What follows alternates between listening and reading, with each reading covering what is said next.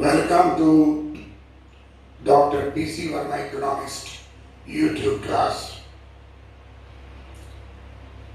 Up till now, in different classes, we had already examined Industrial Policy of 1948 in detail, Industrial Policy of 1956 in detail. Now we are to discuss Industrial Policy of 1977. We all know that 1977 Industrial Policy is a landmark in the history of industrial policy of India. It was for the first time that under 1977 Industrial Policy, license of Coca-Cola was rejected. It was said that there should be no license to the multinational companies which are not going to increase the welfare in Indian economy and help to remove poverty and unemployment among masses. Therefore, the industrial license to multinational company Coca-Cola was rejected in 1977. 1977 is a landmark in the political history of India, that for the first time Congress party was thrown out of power and all non-Congress political party united under Janata Party and in a general election defeated Congress. Not only Congress but Srimati Indira Gandhi was also defeated and she could not become member of parliament. And there was very turmoil in the industrial sector of India.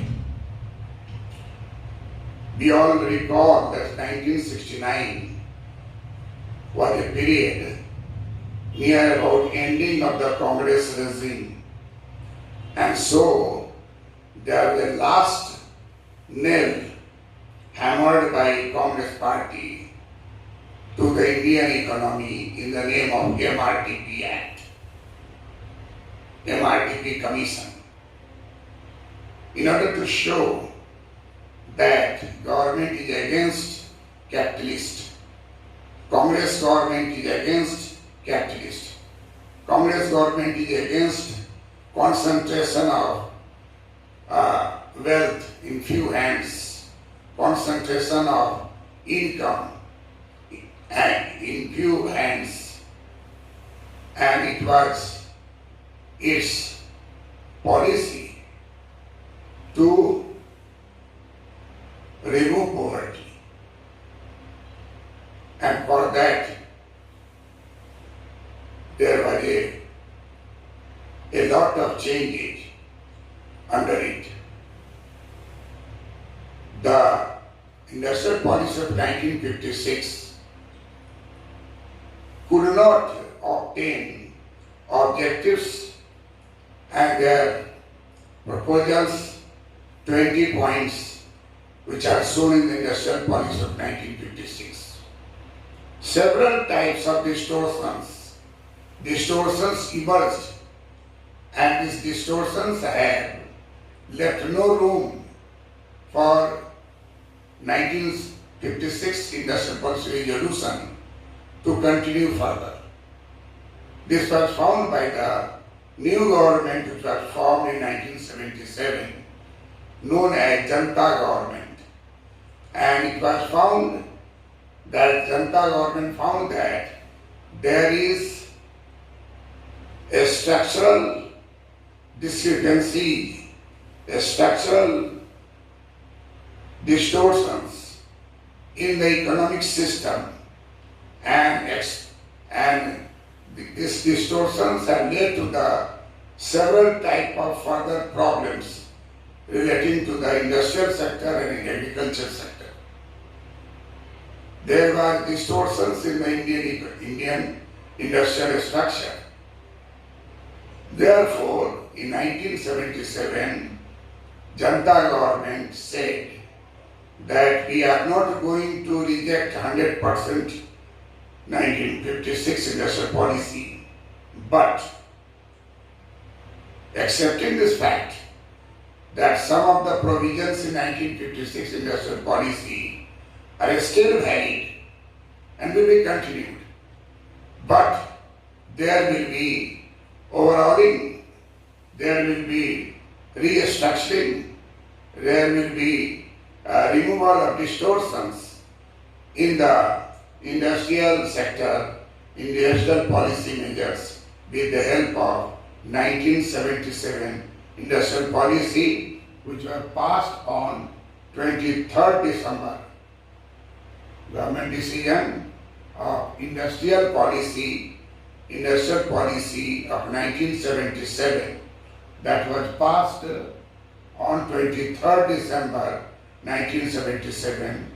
This is known as first industrial policy of non-Congress government, Janata Party government, which was a coalition of several opposition parties in which present BJP was also there.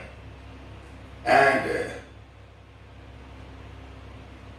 Morarji Desai became the Prime Minister, and industrial minister was George Fernandez, who was from Bihar, and he was a socialist leader. So he was not in favor of multinational company. And by his initiative, license of Coca-Cola was rejected. By his initiative, license of IBM company was rejected. And it was declared that multinational company will a new type of looting process of Indian economy, just like Rana Day, just like pre-independence. There was external drain and internal drain, and that external drain were from India, from UK, in terms of gold, in terms of pound sterling, like by multinational company, a new type of external drain in which will take our gold and our resources from India, and we will not get anything tangible in the long run. So we have to think twice about the multinational company for the development of Indian economy. And therefore, in 1977, 23rd December, Government of India rejected 1956 industrial policy and expressing the fact that some of the provisions are still considered to be valid, but there will be a structural change in the industrial policy which had been continued from 1948, 1956 in Indian economy, and there is increasing inequality of income distribution. There is greater concentration of economic power in fewer industrial houses, and all these have led to the higher Gini coefficient and higher degree of inequality. That inequality curve have been shown that India, every year there is increase in degree of inequality, there is increase in Gini coefficient, and showing the concentration of wealth in few industrial big houses. So doubt is also raised that whether the industrial size is related to the welfare of the people and removal of poverty, inequality or not. It was found that size also is important. Size is also important. Because bigger the size of industry, larger is the possibility of concentration of wealth in fewer hands. We all know that 30 companies become Bombay Stock Exchange. We all know that 8 industrial capitalists framed Bombay Plan as a national plan of development of India. These industrialists were there during British period also. They did not care about the social responsibility of the businessmen, big business houses. They never care for the spread of education among the people. And in Bombay Plan they have written that what is India? India had 200 million illiterate adult people, whereas in USSR 90 lakh engineers, technocrats, planners, economists, and all they plan their Soviet USSR planning, central planning. This is impossible in India, and therefore Indian industrialization should be put in the hands of the 8 industrialists drawing Bombay Plan at the time of independence. So it was again raised by John Fernandez that size is also important. Larger the size, larger the concentration, and greater is the chances of being exploitation of the country, and there is possibility of more unemployment, more poverty. Having large scale industry, local resources, local talent, all will go into wastage. So it is important that in 1977, first of all it was thought that the larger size of industry can never be successful in removing the industrial and agricultural gap in the country. And that was proved by China. In 1974, China was a smaller in context of steel production and many other, and they came to India to know about the Indian technology. Then they found that large scale industry had gestation period very large. It took 20 years to establish, 15 years to establish iron steel industry. So China returned back to China. In 1974 data, production of China, steel production of China is less than steel production in India. But returning from India, they submitted report to their government and they rejected the utilization of large scale industry in the production of steel. They selected mini steel plants. And by having a network of mini steel plants in all of the Chinese economy, it has increased its power, and in 1985, just after 10 years,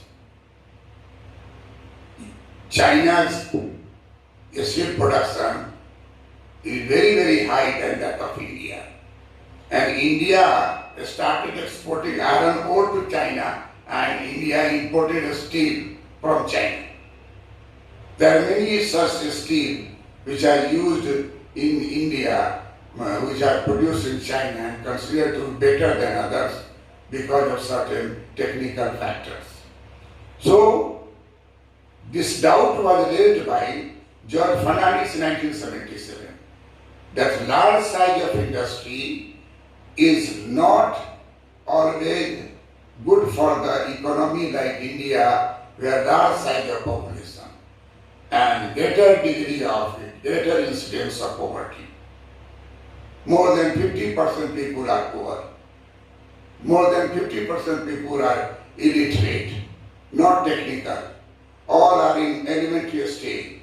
So giving so much importance on large scale industry would result economy 2 steps backward. And that is the thing to be discussed in detail according to 1977 industrial policy. 1977 industrial policy was implemented in 1977 on 23rd December, and the features of 1977 industrial policy, number one, in 1977 industrial policy, it was noted that though some elements of the industrial policy of 1956 still remain valid, certain structural distortions had crept in the system. This is the first feature. Second feature of 1977 industrial policy was that industrial policy of 1977 was then directed towards removing these distortions. In third feature of 1977 industrial policy, that 1977 industrial policy provided for a closer interaction between agricultural and industrial sectors. It was said that there is a interrelationship and interdependence between agriculture sector and industrial sector. Tractor produced in industrial sector, thresher produced in industrial sector, harvester produced in industrial sector, but these are utilized in agriculture sector. And we all know that the large size of land were under big landlords. Big landlords were ex-jamindars. And they might have become powerful in politics also. So it was not possible to implement land reform measures. It was not possible to implement land reform measures. It is also not possible to follow cooperative farming throughout the country. Pigeon farming are there.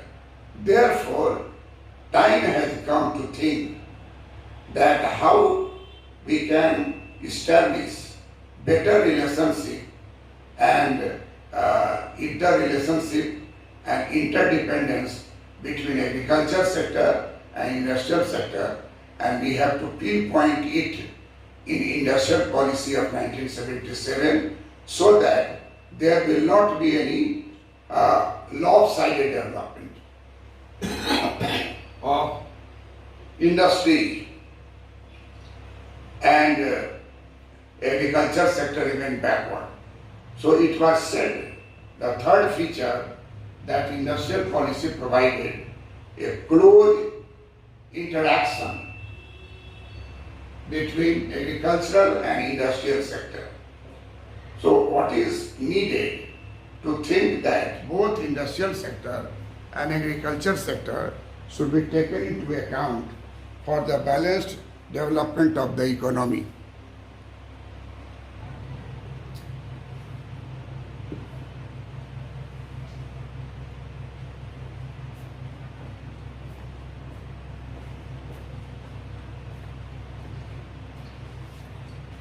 We are examining the fourth feature of Industrial Policy 1977.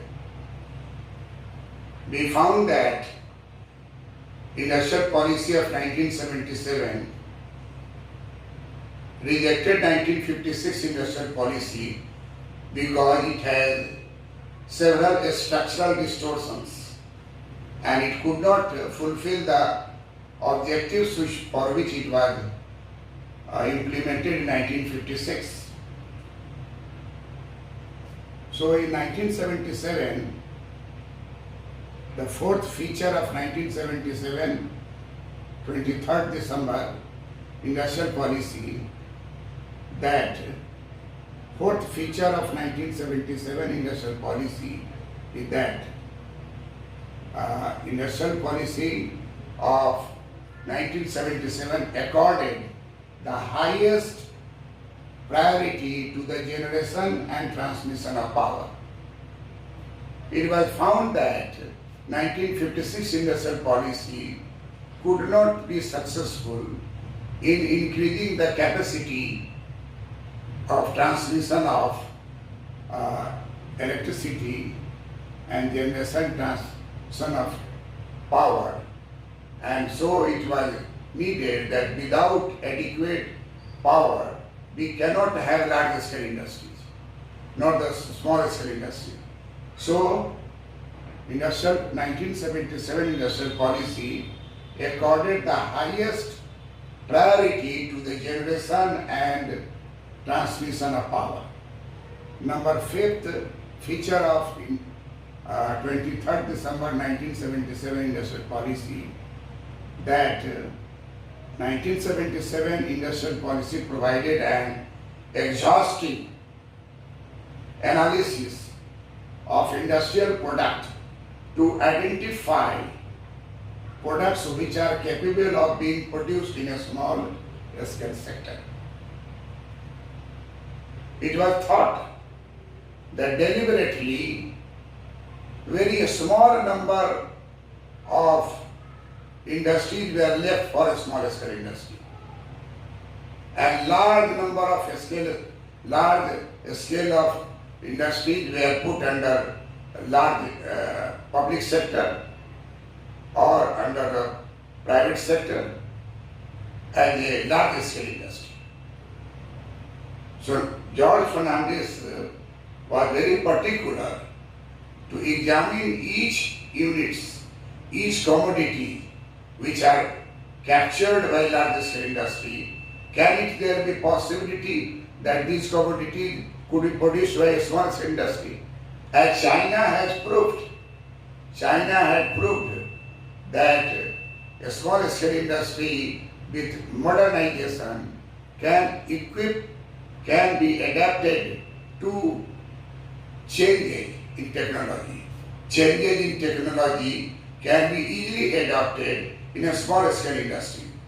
Therefore, 1977 industrial policy rejected the dominance of large scale industry in India as shown in 1956 industrial policy. Janata government declared that it was the faulty policy of Nehru that without considering the requisite situations in the country, large population and large unemployment,